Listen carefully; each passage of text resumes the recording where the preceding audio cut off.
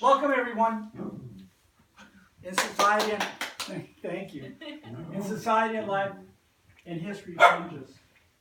The relevancy of change can be dramatic or minimal.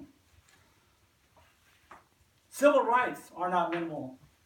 Thomas Jefferson wanted to separate state and religion and church. He wanted to change the civil mind of Americans when he came to this country. In 2008, President Obama was the first president to speak about civil rights, gay civil rights. In the year 2015, was a landmark decision made by the Supreme Court that stated 5-4 in favor of same-sex marriages throughout 50 states. Why? Because they did not solidify marriage between genders. It was not a gender, it was a bond between a couple. In other words, it wasn't a sexual preference. It was in reference to a bond between a couple. How, as Christians, do we take that in? How does that affect our morality? And what are the legal ramifications of same-sex marriages? What is the perception of society? How do we engage same-sex marriages? We do not have a history of same-sex marriages if you don't have a table of when change will occur. However, in Scandinavia and Denmark, there is a protocol since 1989.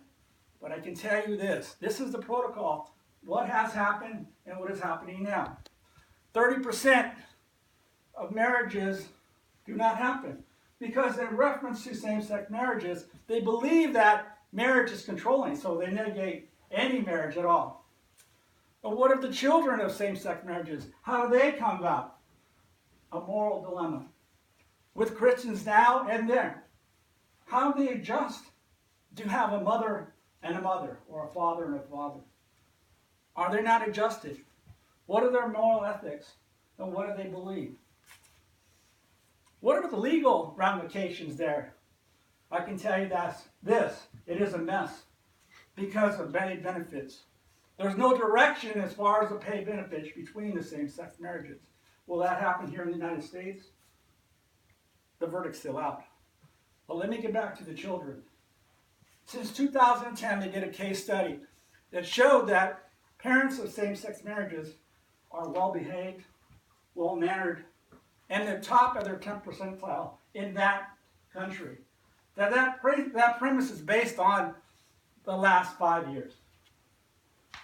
Now, what of the history of our percentages and what we have? We don't know yet. The data is short. But I can tell you this. We are found on civil liberties and civil injustices.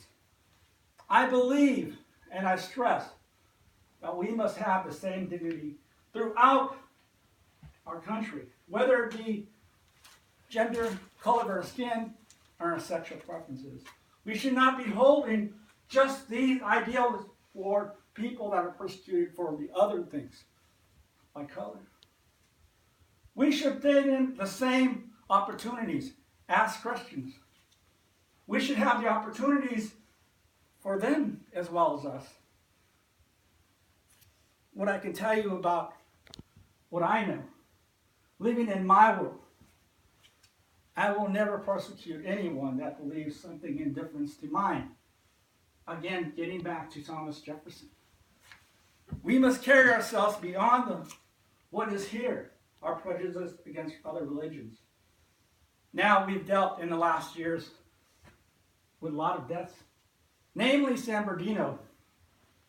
And what do we believe against them? It has nothing to do with gay rights, but the persecution of the religions. But we have to look at the moral rights. Even though they're indifferent to ours, they have the right to believe what they believe. It's not a cause of what I need or what I don't need. It's a cause of what is right for humanity. I can tell you that we must have the same rights for our brothers and sisters who are gay. This is a landmark, really, that was done this year.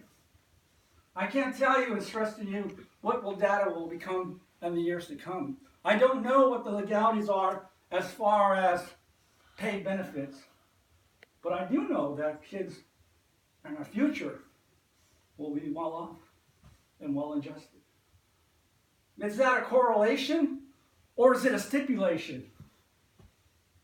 No, it's neither. It's what it becomes of us. That's what it becomes as a culture and how we deal with other differences. That's what our country was founded on, differences. Not the same, alike, and beliefs. It's what we have in our hearts and our reality of life. It justifies who we are. Not as an individual, but as a nation.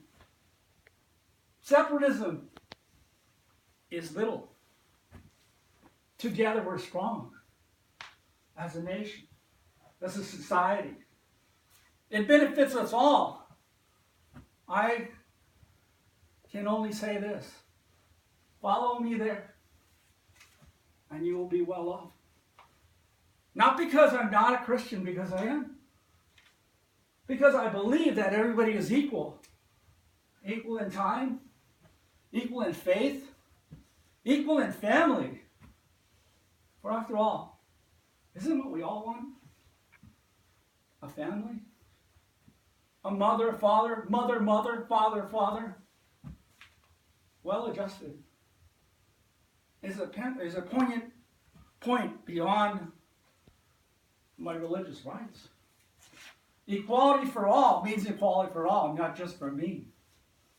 What can I tell you more? But our country is founded on equality.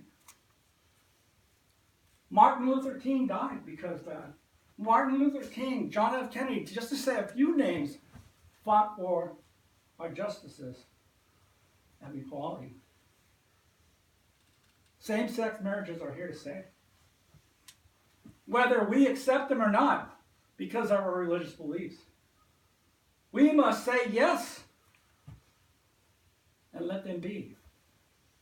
Not persecute them for what we want. Again, what we want. We're all in this together, guys. Ellis Island. How we started. Now there's some people these days that want to put a wall up. I'm not going into all of that. But isn't that separatism? Isn't that belittling what we actually, our foundation of our country is? Same-sex marriages will be on the small scope of our minds. Same-sex marriages bring us progression. Why should we change that? I say to you, join in me and follow me to fairness and equality. Thank you. Now we're